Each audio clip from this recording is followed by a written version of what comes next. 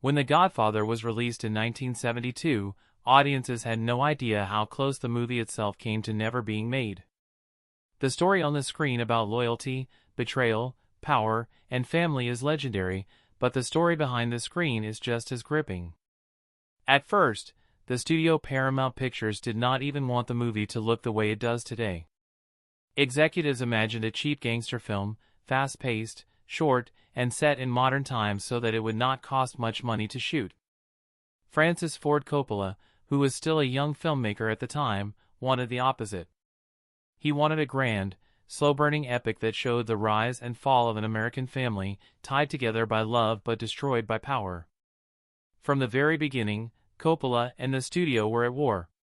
He was almost fired many times, and in fact, he later said he believed he was being set up to fail. The studio wanted safe choices. They wanted popular young stars like Ryan O'Neal or Robert Redford to play Michael Corleone. They also thought about Ernest Borgnine or Danny Thomas for the role of Don Vito Corleone. Coppola fought against all of this. To him, Al Pacino was the only person who could play Michael because he was small, quiet, and had the perfect look of an outsider who would surprise everyone by becoming ruthless. Paramount thought Pacino was far too unknown and too short to carry a big movie. Coppola also wanted Marlon Brando for Don Vito, but the studio considered him box office poison because Brando was famous for being difficult on set and for not showing up to work on time. After long arguments, a compromise was made. Brando agreed to do a screen test, something that shocked everyone because he was a legendary actor who never did tests. He also had to work for free at first and post $1 million bond to prove he would not cause problems. With that, Coppola finally got his dream cast. But this was not the end of the studio pressure. Coppola was watched constantly. Paramount even sent spies to his set and gave him notes every day. They demanded the movie be under 2 hours long, even though Coppola was filming long, quiet, emotional scenes. He had to play a trick, filming 2 versions of many moments, one for the executives and one for himself, so that when the editing was finished he could use his true vision. During this time Coppola developed ulcers, lost sleep, and thought his career would be ruined. Yet in the middle of this chaos, something rare happened. The cast started to become their characters in a way no one expected.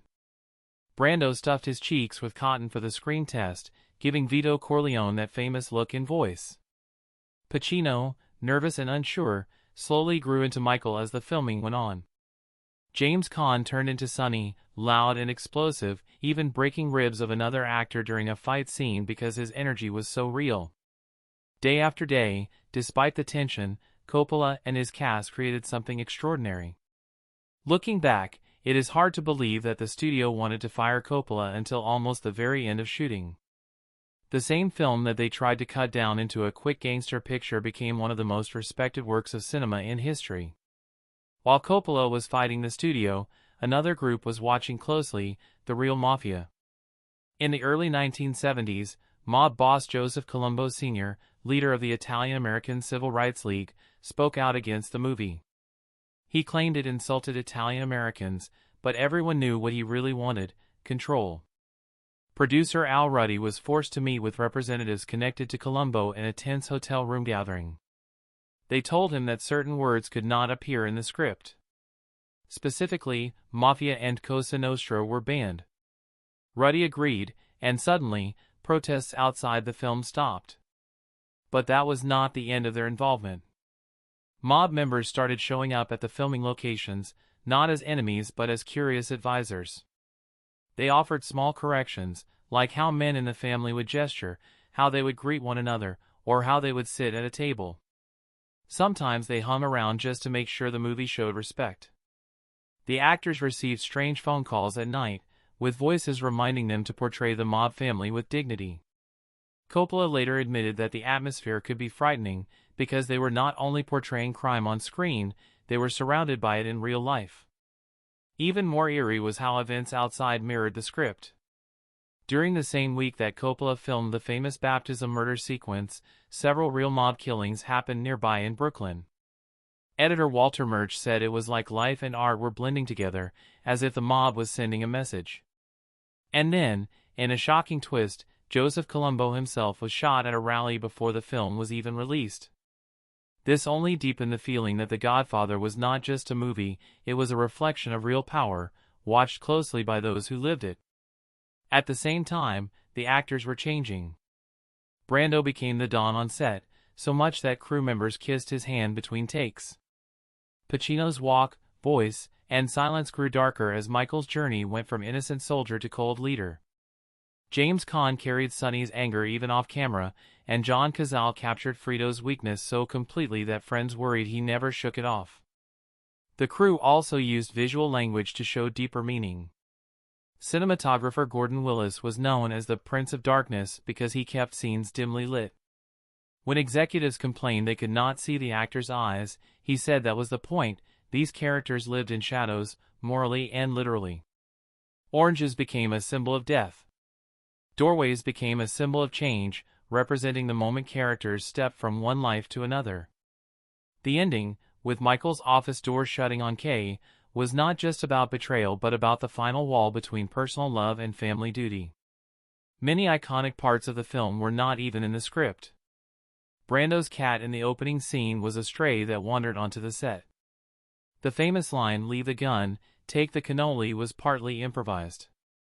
Pacino's nervous moment in the bathroom before the restaurant shooting was made stronger by Coppola suggesting he imagine a train roaring inside his head. Brando also suggested that Vito's death scene should happen in the garden while playing with his grandson, turning what could have been sad into something strangely beautiful. These accidents, improvisations, and real-world influences made The Godfather feel alive in a way that no plan could have predicted. When the film was finally released, everything changed. Instead of the small, cheap gangster film the studio wanted, it became a worldwide hit, earning over $240 million at the box office and becoming the highest-grossing film of its time. The same executives who tried to fire Coppola now praised his vision. Critics declared it one of the greatest movies ever made, and audiences quoted its lines everywhere: "Sleeping with the fishes, going to the mattresses, an offer he can't refuse." The film also shifted American culture. For Italian Americans, it changed how Hollywood showed their communities. Instead of clumsy stereotypes, the characters in The Godfather were complex, tragic, and deeply human. For actors, it was life-changing. Al Pacino went from an unknown to a star. Brando's career, which many thought was finished, came back stronger than ever. James Caan, Robert Duvall, and John Cazale became household names. For directors, it proved that vision could defeat studio interference, inspiring the next generation of filmmakers like Scorsese, Spielberg, and Lucas. Most of all, the movie showed that art and risk could pay off in the biggest way possible. Today, more than 50 years later, The Godfather is still studied in film schools and loved by audiences around the world. Its legacy continues because it is not just about crime, but about family, loyalty, ambition, and the price of power, themes that never grow old. And when you know the hidden story of how it was made, the studio battles, the mafia involvement, the accidents that became legends, you realize that the making of the film was almost as dramatic as the film itself. It was a miracle that it was finished at all, and yet out of that storm came one of the greatest works of art ever created. Before we dive into the hidden truths behind The Godfather, let's take a step back and remember what the world of movies looked like in the early 1970s. Hollywood was at a crossroads. The old studio system that had dominated for decades was collapsing. Big-budget musicals and safe family pictures were failing at the box office, and younger audiences were no longer satisfied with polished, glamorous stories that felt out of touch with real life. America itself was going through major changes. The Vietnam War was still raging, political scandals were shaking trust in the government, and crime stories were splashed across newspapers every day. People were craving something raw, honest, and powerful on the big screen. At the same time, a new wave of filmmakers was rising. They were younger, riskier, and more willing to push boundaries than the older generation of directors. Names like Martin Scorsese, Steven Spielberg, George Lucas, and Francis Ford Coppola were about to redefine what movies could be. They wanted films that were not just entertainment, but art. Stories that reflected the real struggles of the time, not just fantasies. But even in this changing environment, no one could have predicted that a story about an Italian-American mafia family would become one of the most influential films in history. When Mario Puzo published his novel The Godfather in 1969, it was a publishing sensation. The book was filled with drama, betrayal, and intimate looks at the world of organized crime. It spent over a year on the bestseller list, selling millions of copies. Readers were hooked on the Corleone family, with Don Vito Corleone at the center, a man who was both feared and respected, tender with his family but ruthless in business. For Paramount Pictures, buying the rights to the book seemed like a smart business decision. They expected a quick, easy gangster movie that could ride on the novel's popularity and make some fast money. What they didn't expect was that the film would take on a life of its own. It's important to understand how risky the Godfather project seemed in the beginning. Gangster films had been made before, but by the late 1960s the genre was considered old-fashioned. Audiences were thought to be tired of men in suits shooting each other in dark alleys. Paramount only saw the movie as a way to cash in on the book. They had no idea it would become a timeless piece of cinema that would change the entire industry. That is one of the reasons why they gave Coppola such a hard time. To the studio executives, he was not a proven director. They didn't trust his ideas, they didn't want his slow, emotional style, and they definitely didn't want to spend extra money to make the movie authentic. But Francis Ford Coppola had a vision. To him, The Godfather was not just about crime. It was about America. It was about immigrants trying to build a life in a country that both welcomed and rejected them. It was about family bonds, love, loyalty, and the price of ambition. He saw it as a classic American tragedy, almost like a modern version of Shakespeare. Instead of telling the story as a fast gangster shoot-'em-up, he wanted to show the human side of these characters. He wanted audiences to sympathize with them even while being horrified by their choices. And most of all, he wanted to make the film look and feel real. Coppola's vision clashed with Paramount's desire for something cheap and simple.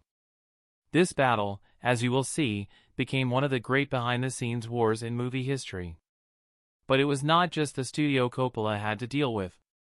The film also attracted the attention of real-life mafia figures who wanted to control how their world was shown on screen.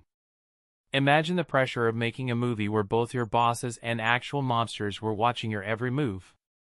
That is exactly what Coppola and his team faced. And yet, out of all this pressure, something remarkable was created. The Godfather became more than a film. It became a cultural event.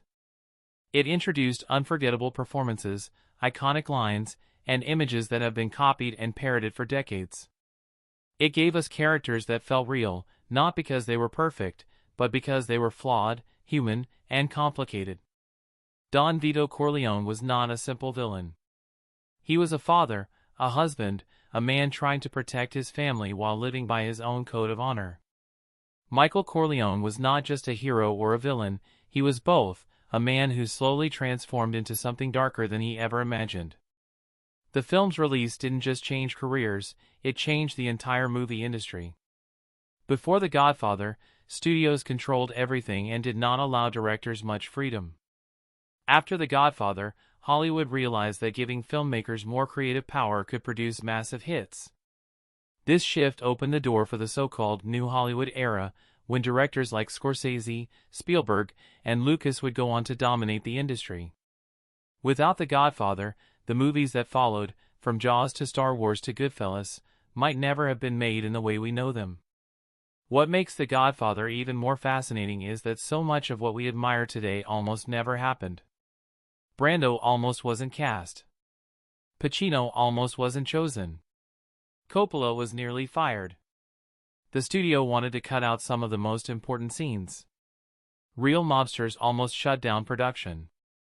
And yet, despite all of these obstacles, the film was finished, and it turned out to be a masterpiece. So before we get into the details of how Coppola fought Paramount, how the mafia influenced the movie, how the actors transformed themselves, and how some of the most iconic moments were improvised, let's remember this: The Godfather was never meant to be this big. It was supposed to be small, quick, and forgettable. But because of vision, persistence, and a little bit of luck, it became one of the most respected and beloved films in cinema history. Now, let's go deeper into the hidden truths behind the making of The Godfather, the battles, the risks, the improvisations, and the legacy that still lives on today. More than half a century ago, a movie arrived that didn't just entertain audiences but completely transformed the way people thought about cinema.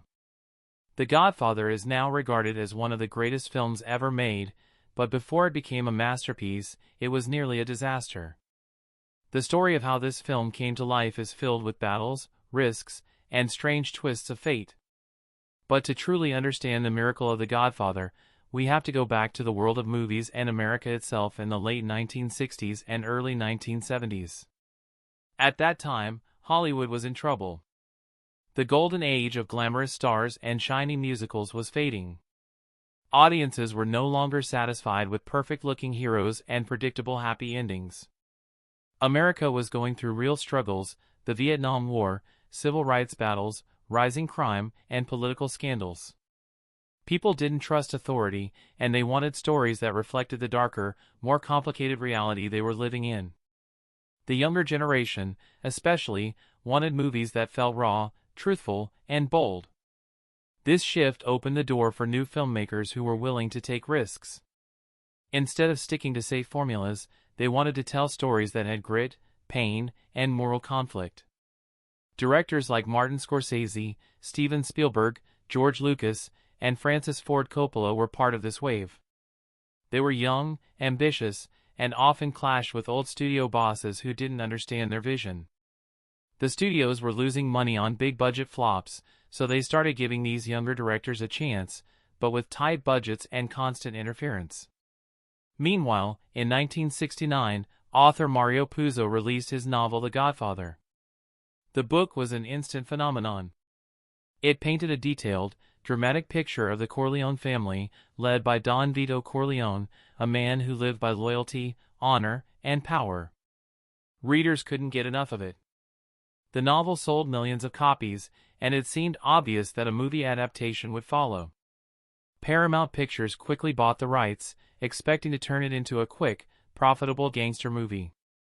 But there was a problem: by then, gangster films weren't considered exciting anymore. Studios thought the genre was dead, and Paramount only hoped to make a low-cost movie that could bring back some of the money they had lost on other projects. To them, The Godfather was just another crime story: violent men in suits, speaking in slang, pulling off hits. They had no idea that this film could become a cultural landmark. Enter Francis Ford Coppola. At that point in his career, Coppola was not a Hollywood giant. He was a young director with talent, but not much success. Paramount gave him the job partly because he was Italian-American, hoping it would help silence critics who thought the film might insult Italian culture. What they didn't expect was that Coppola would fight them every step of the way to make The Godfather into something much bigger than they wanted. Coppola saw the story differently. To him, it was not just about crime. It was about family, the immigrant experience, loyalty, and the way power can corrupt even the people who start with good intentions. He wanted the movie to feel like an epic American tragedy, similar to Shakespeare's plays. Instead of showing gangsters as one-dimensional villains, he wanted to show them as complex human beings: fathers, sons, and brothers who loved deeply but were also capable of terrible violence. This vision clashed hard with the studio's goals. Paramount wanted cheap sets, bright lighting, and modern settings to save money. Coppola insisted it had to be set in the 1940s, like the book, with authentic costumes, old cars, and rich detail. Paramount wanted big Hollywood stars to attract audiences. Coppola wanted unknown or difficult actors who fit the roles perfectly. Over and over again, the studio tried to push Coppola out, but he refused to give up. At the same time, something else was happening. The real mafia began paying attention to the movie. Some mob leaders didn't like the idea of Hollywood making a film about their world. They worried it would expose too much or make them look bad. Protests were organized. Threats were made. The filmmakers had to deal not only with stubborn studio executives but also with the possibility of angering actual gangsters. Looking back now, it feels like a miracle that The Godfather was finished at all. Every piece of the puzzle seemed like it could have gone wrong. Brando almost wasn't cast. Al Pacino almost wasn't chosen. Coppola was nearly fired. Real mobsters nearly shut down production. And yet, all of these struggles came together to create a film that is still studied and admired today. The magic of The Godfather isn't just in the final product. It's also in the story of how it was made, the arguments, the risks, the strange coincidences, and the determination of everyone involved to bring something unforgettable to life. This is why learning the hidden truths behind the film is so fascinating. It shows us that even masterpieces don't come easily. They are born out of conflict, passion, and sometimes even danger. So as we move into the behind-the-scenes story of The Godfather, keep this in mind: what you are about to hear is not just about a movie set. It's about a battleground where art, money, and real power collided. It's about a young director who refused to compromise his vision.